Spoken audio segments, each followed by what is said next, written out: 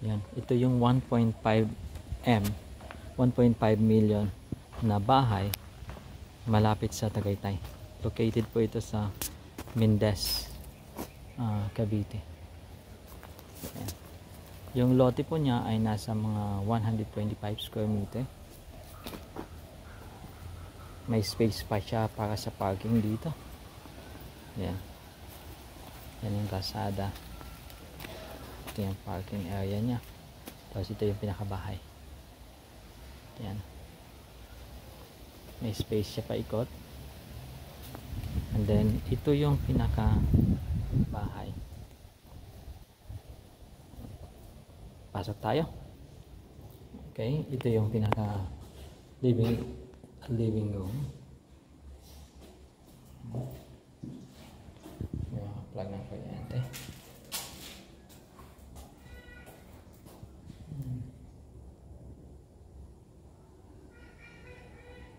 Yan.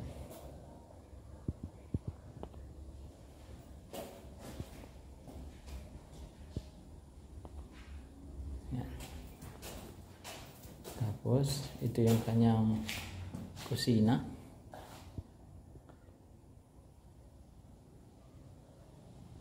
Sama yung CR.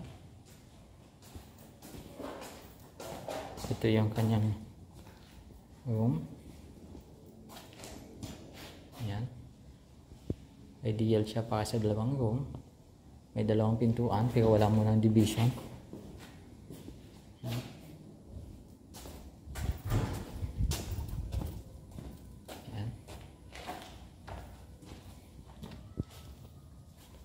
Ito yung kanyang lababo.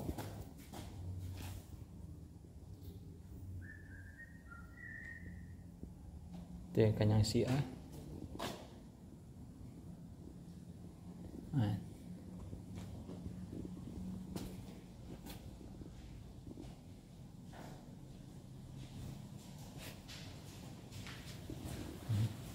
Ito yung kanyang likod.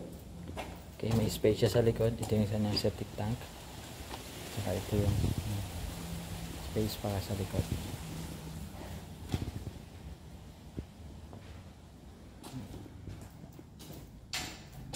Ito yung kwarto. May mga glass door. So may mga screen doors. I mean mga glass window.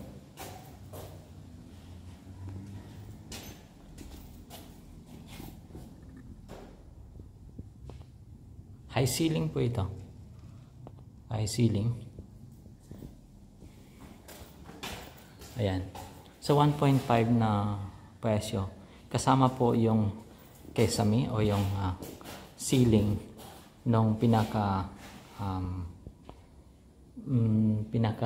sala. Pero pagdating po dito dahil naka high ceiling, hindi muna natin nilagyan, no? Hindi kasama sa package na nilagyan ng ceiling kasi baka magkaroon ng loft. Ibig sabihin lalagyan nila ng loft na tataas pa, na magkaroon pa ng mga rooms sa taas pa. Kaya naka high ceiling po yan. Itong presyo po na ito ay 1.5 na bahay. Okay? Ito po yung package na ginagawa natin dito near Tagaytay area.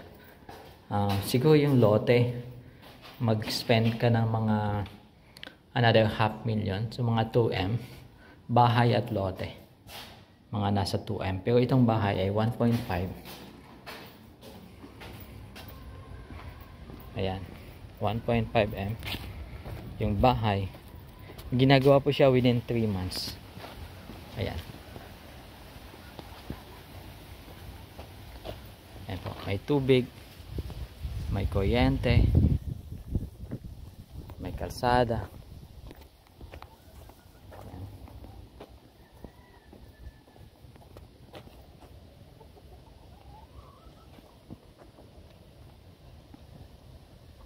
1.5M bahay na may kasamang 125 square meter na lote.